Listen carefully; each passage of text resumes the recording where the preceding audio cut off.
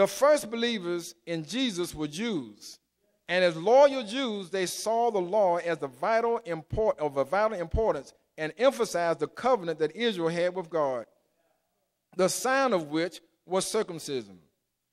These first believers were set out with a world mission, but it was hard for them to reach out to non-Jews.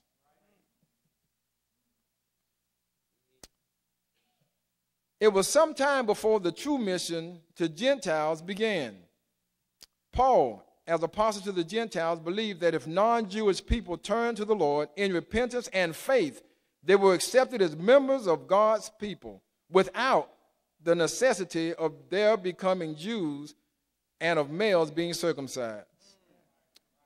There were Jewish Christians, however, who in Antioch and in Galatia insisted that these Gentile Christians should become Jews. So the Jerusalem Council of Acts 15 was called, and to deal with the same issue, Paul wrote his letter to the Galatians. Years later, this was still a problem, and so to write about it was a safeguard for the Philippians. Paul was so incensed against those pressed for Gentiles to become Jews that he called them dogs, the name that Jews gave to Gentiles. These people, however, were more deserving of the name than any Gentile because of the way that they liked to prowl round the Christian congregations, seeking to win Gentile converts over to Judaism. Such were the converts that they needed to watch out for. They were evil workers, turning people aside from truth and freedom, because circumcision had no spiritual value. They were just mutilators of the flesh. When the spiritual value of circumcision is no longer there, the practice becomes only an external rite, a matter of confidence in the flesh. It is we who are the circumcision, said Paul. While some think that he may have been speaking just of Jewish Christians, the evidence is that Paul and the New Testament writers generally take up all the titles and privileges of the people of God from Old Testament days and apply them today to Christians, whether Jewish or Gentile. In other words, we can find Judaizers in the church today. Those of us who put restrictions on folk before we allow them to worship God. We too want people to be like us first. Go through what I had to go through before you can really worship God. Go through what I go through before you get to know Christ. You can definitely, and you definitely had better get it together before you come to my church and worship my God. And it's tragic that we live as if the only time sinners can come to Jesus is on Sunday morning at our worship. And we don't want them to come unless they've changed first.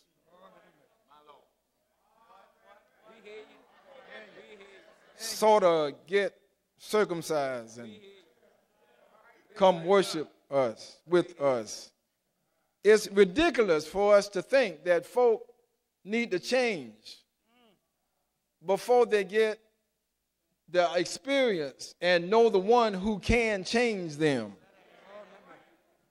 Church is not just Sunday morning. Worship is not just Sunday morning. To see what church actually is and think about it, because we say this many times. I've heard us say, you need to not do that. Pastor, you need to not do that. Youth leaders, you need to not do this. You're trying to bring the world into the church.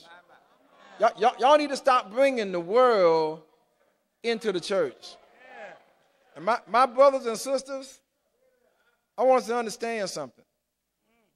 Even as we sit here today and has transformed this school into the church, if we had invited Little Wayne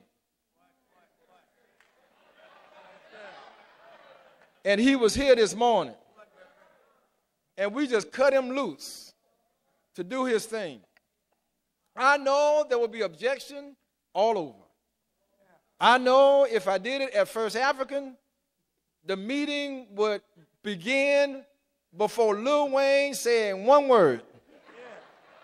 If it was here at the Congress, I would no longer be president, and Chad would be fired as director general. Everybody would have to go because we brought the world into the church.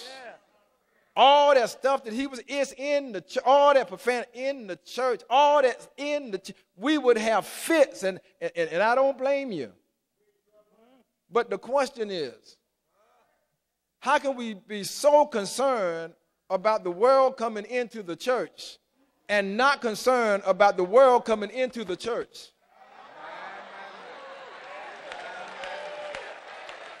If we can't have Little Wayne in the church house, you shouldn't have Little Wayne in your house.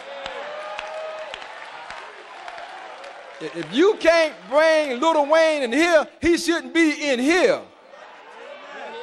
Once we figured out that you're the church, that I'm the church, that we're the church, then we'll figure out when we need to worship God in spirit and in truth.